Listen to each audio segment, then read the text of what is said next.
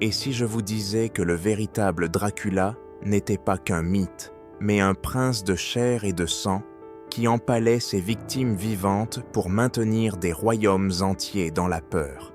Avant que le nom de Dracula ne devienne une légende, Vlad Andreas de Valachie était un avertissement vivant. Des villages entiers disparaissaient dans ses cachots. Ses ennemis se vidaient d'eau de leur sang sur des pieux, dressés sous les cris rauques des corbeaux. Pourtant, derrière cet homme, il y avait plus que de la cruauté. Son enfance fut une prison, sa couronne, une malédiction. Si vous êtes prêt à affronter la vérité, abonnez-vous maintenant car cette histoire vous hantera. Roumanie, XVe siècle. La Valachie se situe entre l'Empire ottoman, la Hongrie et le Saint-Empire romain germanique. Un champ de bataille ensanglanté, déchiré par des luttes de pouvoir, des religions et des intrigues. C'est dans ce monde que naît Vlad, fils de Vlad Dracul, membre de l'ordre du dragon vassal des puissants. Mais son père est plus un symbole qu'un véritable dirigeant. La vie de Vlad ne commence pas dans un palais doré, mais dans un réseau de chaînes politiques. À peine âgé de 12 ans, Vlad et son frère Radu sont envoyés comme otages à l'Empire ottoman. Une pratique courante, mais pour Vlad, cela marque le début de sa déchéance intérieure. Alors que Radu s'adapte apprenant la langue ottomane et s'intégrant à leur cour, Vlad résiste. Il observe, se souvient et surtout il est. La nuit, ses murmures résonnent. « Je reviendrai ». Les années de captivité ottomane façonnent Vlad non seulement mentalement. Il assiste à des exécutions, entend des os craquer, sent l'odeur de la chair brûlée. Mais le plus cruel n'est pas les actes, c'est l'indifférence des bourreaux. Pour Vlad, une chose devient claire dans ce monde, la justice ne règne pas, la peur si. Et ceux qui ne sont pas craints sont perdus. Après la mort de son père et le meurtre de son frère aîné, Vlad revient non plus comme un enfant, mais comme un instrument de vengeance. La Valachie est en chaos. La Hongrie et les Ottomans se disputent son contrôle. Les seigneurs locaux changent d'ogne de camp comme de chemise. Vlad saisit l'occasion. Avec une petite troupe des promesses sombres et une soif inattendue de sang, il entame son ascension.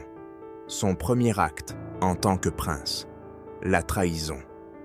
En une nuit de purge, il empale des dizaines de boyards, des nobles qui l'avaient trahi.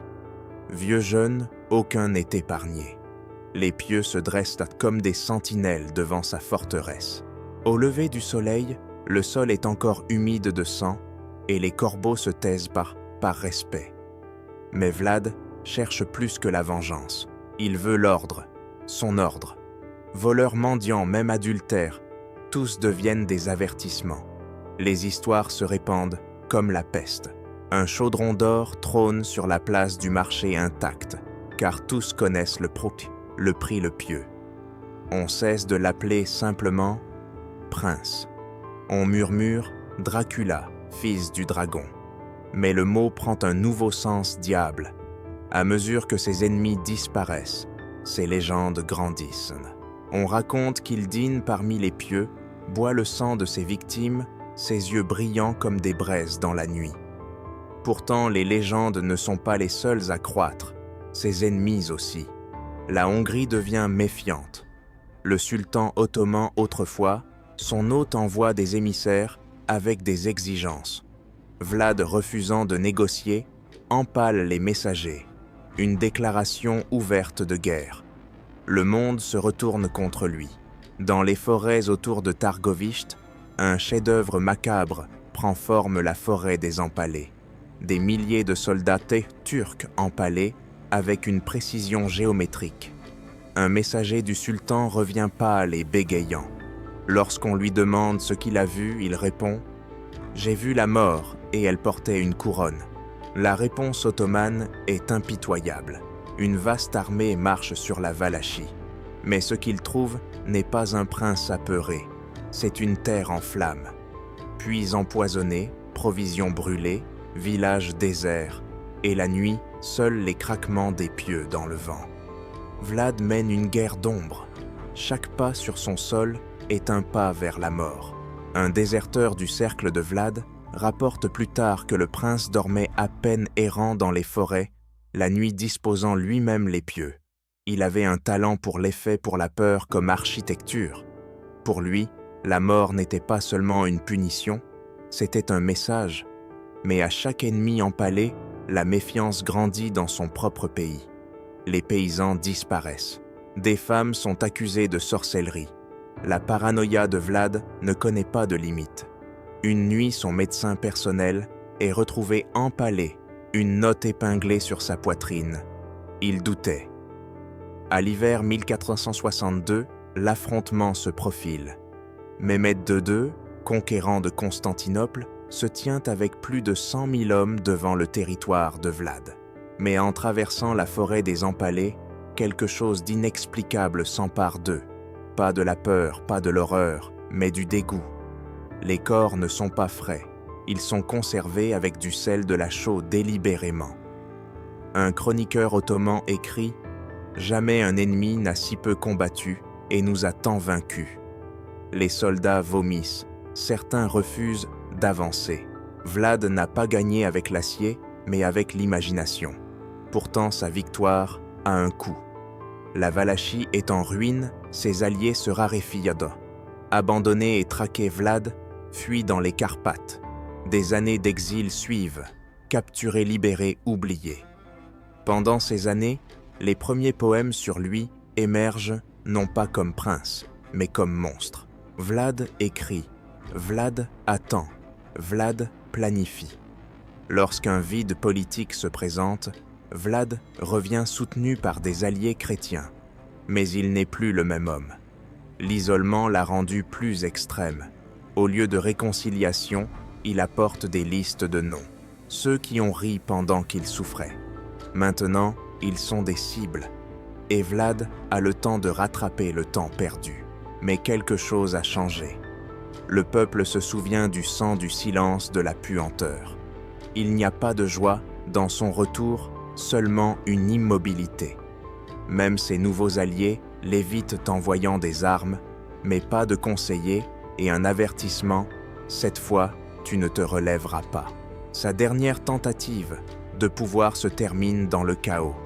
Une embuscade peut être une trahison. Le corps de Vlad est se retrouver, décapité, mutilé, brûlé. Certains disent que ses propres hommes l'ont trahi, d'autres que le diable l'a enfin réclamé.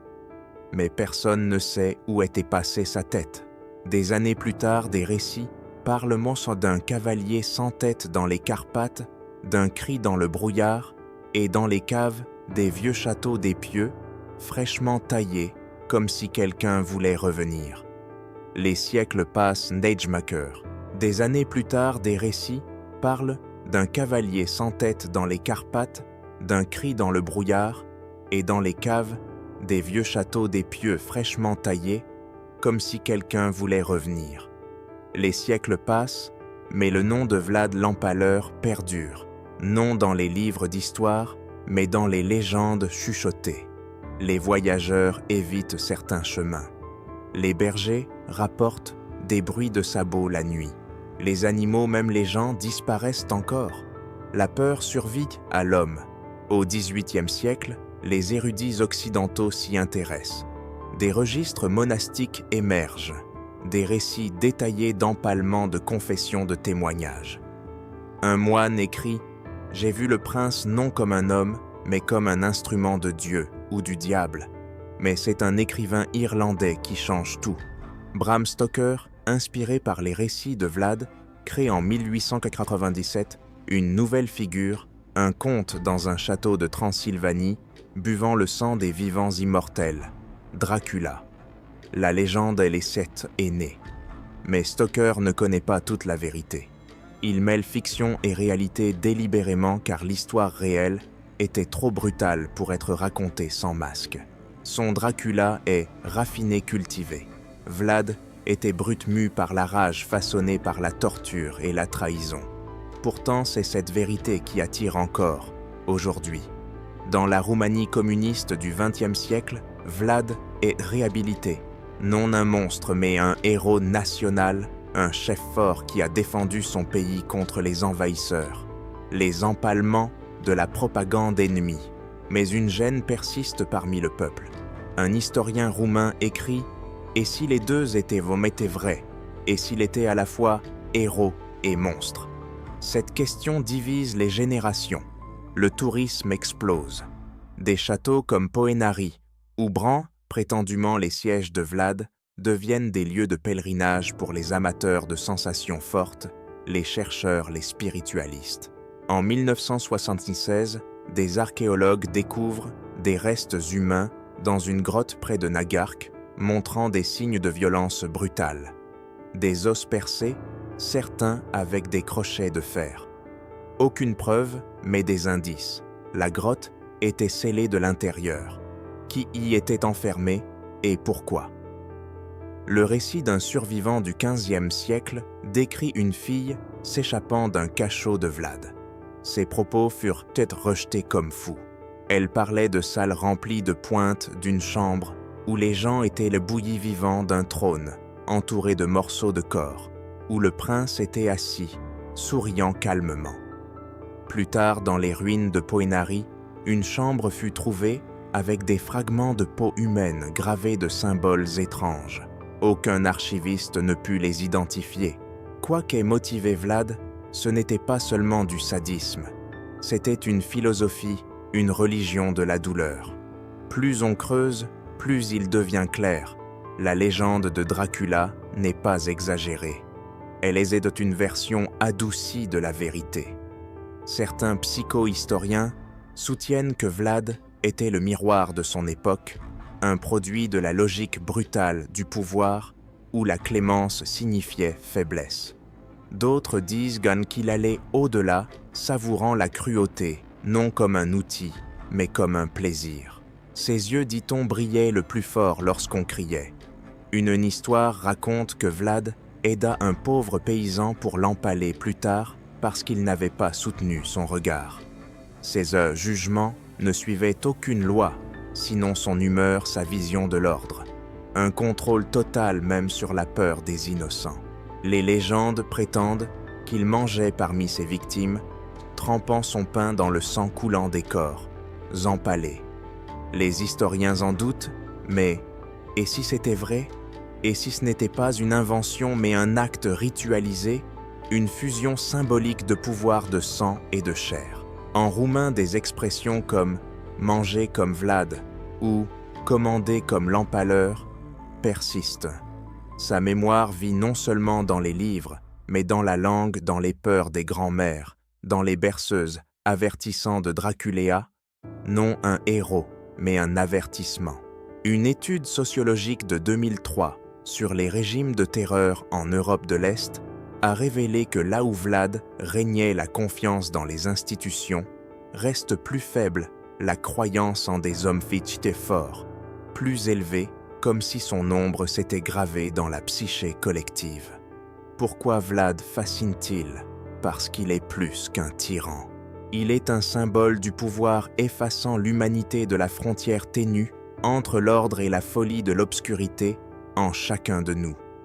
Dans un monastère de Brassov, une fresque fut trouvée un homme au sommet d'une montagne de pieux avec des ailes de chêne et un sceptre d'os. Aucun portrait officiel de Vlad, mais la ressemblance est troublante comme si un moine savait ce qui allait arriver et l'avait préservé.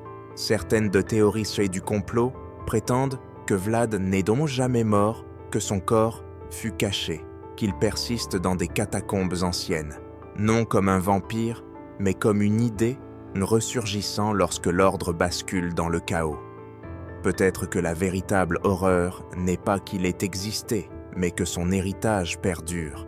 Dans les dictateurs, la terreur, les systèmes qui privilégient l'obéissance à la justice.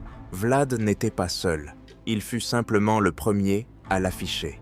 Aujourd'hui, Dracula est une icône touristique, un costume, un personnage de film.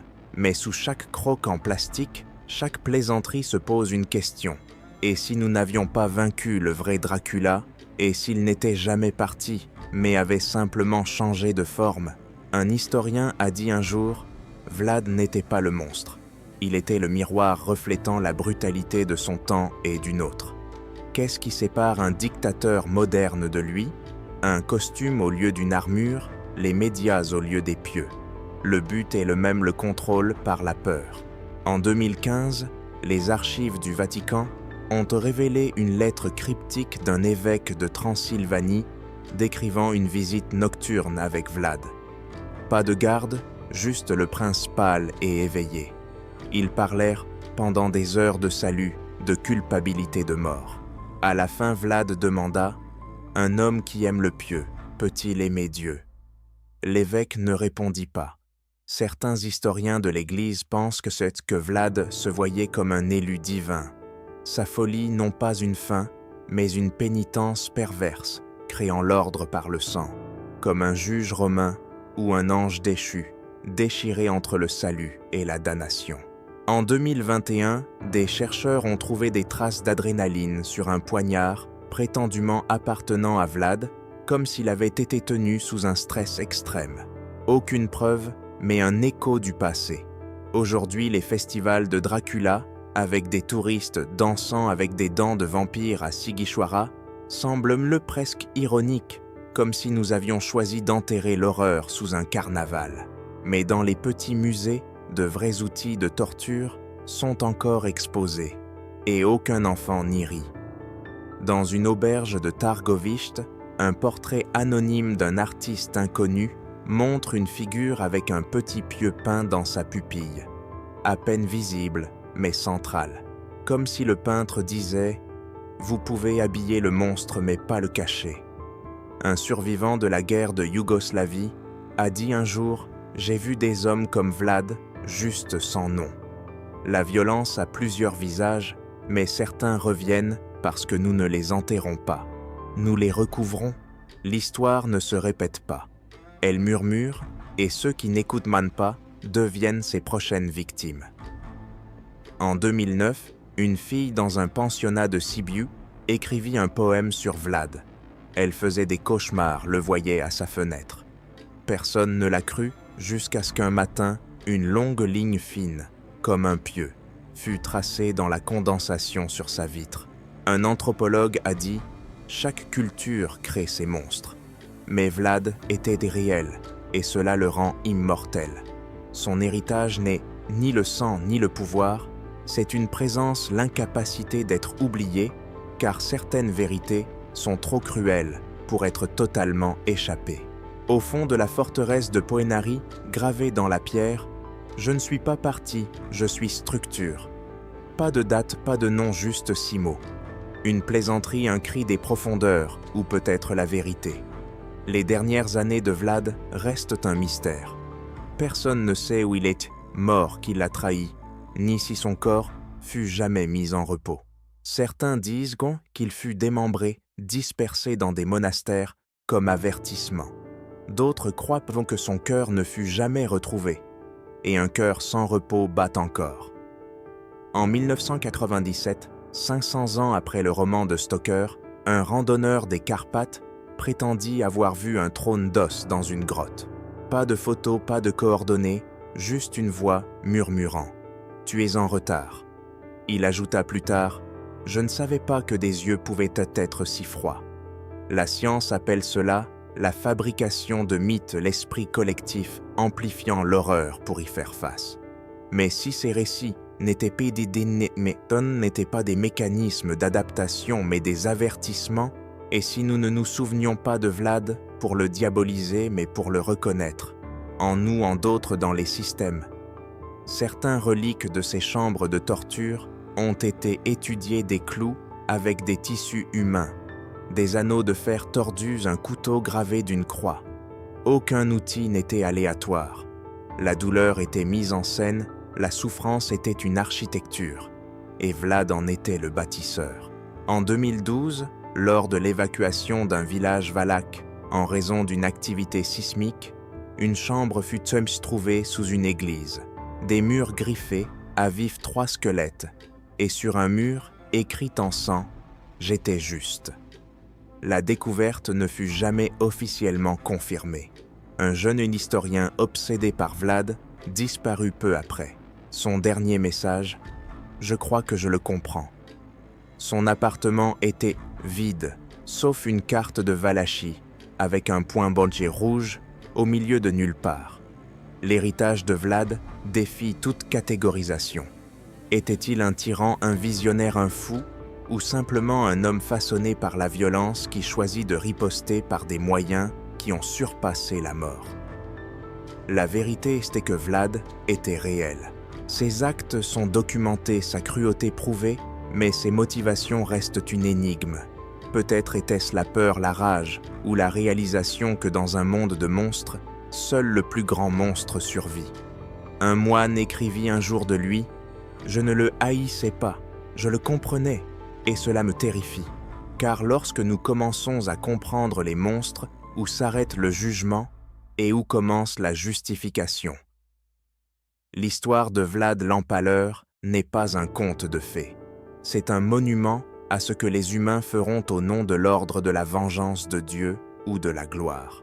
La prochaine fois que vous penserez à Dracula, ne pensez pas au vampire, pensez à l'homme. Et demandez-vous combien de lui vit encore dans notre monde. Aujourd'hui, les touristes prennent des selfies dans son château, achètent des crocs en plastique, boivent du vin de sang. Il rit. Et peut-être est-ce son triomphe final, que nous rions pendant que sa vérité pourrit inaperçue sous nos pieds. Et si l'horreur n'était pas dans la terreur, mais dans l'oubli, dans la normalisation de la violence, dans la fascination pour le monstrueux, sans voir le système derrière, Vlad n'était pas unique. Il était le sommet d'un système qui confondait douleur et ordre. Nous nous disons civilisés, mais la torture persiste. La peur règne encore, les gens disparaissent qu'à toujours. Pas sur des pieux, mais dans des camps, sur des listes, dans des mensonges. Peut-être n'avons-nous plus besoin de pieux. Peut-être qu'un algorithme suffit. Vlad nous montre une vérité inconfortable, le mal n'est pas toujours laid. Il porte souvent des uniformes, des titres, des drapeaux. Il entre sous les applaudissements et grandit dans le silence. Quand personne ne parle, quand personne ne regarde, il revient. Un vieil homme à Bucarest a dit un jour « Tant que nous pensons que Dracula n'est qu'une histoire, nous sommes en danger. Les histoires ne nous protègent mais pas. Seule la mémoire le fait, la mémoire de la douleur, de la culpabilité et du devoir de ne jamais répéter. Vlad est probablement mort, mais l'idée, non. L'idée de régner par la peur, de contrôler par la terreur, de laisser des taches de sang qui durent des siècles. Ses pieux ont pourri, mais sa méthode vit. On dit que les légendes ne meurent jamais. C'est faux. Les légendes meurent quand on les comprend, qu'on les dissèque, qu'on soulève le voile et qu'on voit l'humain marqué en colère en dessous. C'est notre tâche. Plus nous en savons sur Vlad, plus nous voyons que ce n'est pas à propos de lui. C'est à propos de nous, de notre capacité à nous souvenir, à questionner, à résister, à rester debout dans un monde qui préfère trop souvent le silence. La question n'est pas comment Vlad pouvait être ainsi, mais comment tant de gens pouvaient se regarder. Peut-être que Dracula n'était jamais un vampire, mais un miroir nous forçant à regarder là où ça fait mal, à l'écouter quand l'histoire murmure, à nous souvenir la véritable horreur n'est pas le surnaturel, c'est l'humain. Si cette histoire vous a touché, aimez, partagez et commentez, car c'est ensemble que nous pouvons soulever le voile de l'histoire. Et si vous êtes prêts pour d'autres vérités sombres, abonnez-vous. Nous ne faisons que commencer, et les ombres sont longues.